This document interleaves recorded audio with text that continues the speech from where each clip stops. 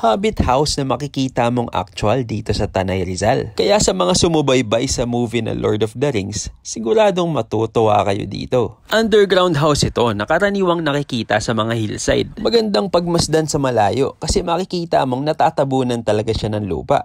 Madaming Instagrammable spots dito na siguradong mag-i-enjoy ka. Dito nga yan sa El Pasio Razon sa Tanay Rizal. From Marilaki Highway, liliko kayo dito sa Maysawa Road. Ito rin yung same road kung saan mo makikita ang Ridges and Clouds at Treasure Mountain. Pwede nyo din itong i-search sa Waze and Google Maps. 150 pesos ang entrance fee sa day tour. At meron namang discounted rate ang mga bata at pati mga senior citizen. At meron din mga souvenirs na pwede mong mabili dito pang pasalubong. Accessible naman ito ng kahit anong sasakyan. Mapa 2 wheels, tricycle, o kahit mababang kotse. Parang Bali-inspired ang kanilang mga amenities dito. Yung accommodation nila dito for overnight ay suitable para sa mga couples. Tulad nitong Habit House, pwedeng day tour at pwede ring pang overnight. At itong A-House, pang 2 tao lang din. Check nyo na lang sila sa Facebook para makita nyo yung rates and details ng mga accommodation na to. Marami pa ako nakikitang ginagawa dun sa bandang ibaba. Kaya for sure, there's more to offer for bigger groups and families. Meron din silang tent rental dito, from 2 packs hanggang 10 packs. Kagandahan pa dun,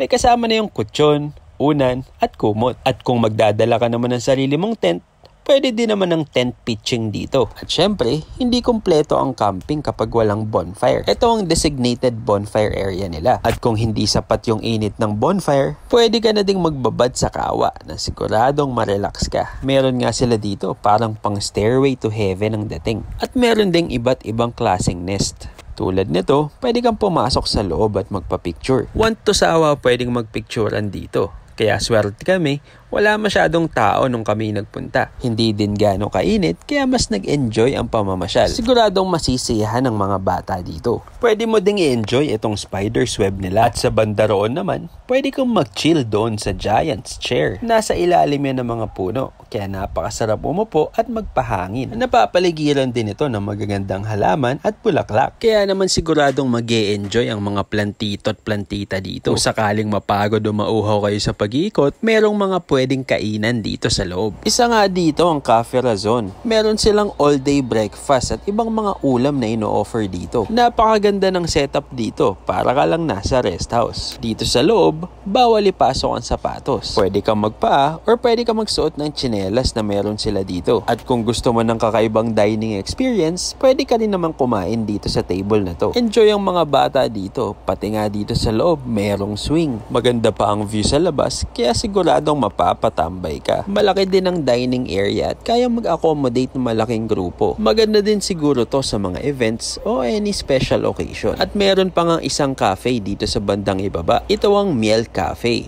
Tignan nyo naman kung ganong ka-unique ang kanilang setup dito. Hindi nyo na nga pala kailangan magbayad ng entrance fee kung dito lang kayo sa cafe pupunta para kumain. Nakakita ako ng picture sa page nila and napakaganda pala dito kapag gabi. Napaka-romantic and cozy ng setup. Kaya worth it talaga kung gusto nyo mag-unwind o mag-celebrate ng special occasion. Dito pa lang sa view ng Miel Cafe sobrang Instagrammable na. Kaya kung mapapadaan kayo dito sa Tanay, isama nyo na to sa bucket list nyo para puntahan. So paano?